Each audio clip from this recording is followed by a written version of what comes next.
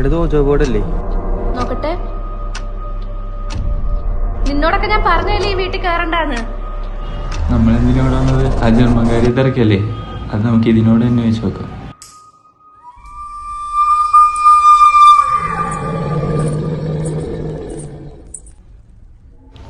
ഇവിടെ ഇതിന് ആത്മാവുണ്ടോ?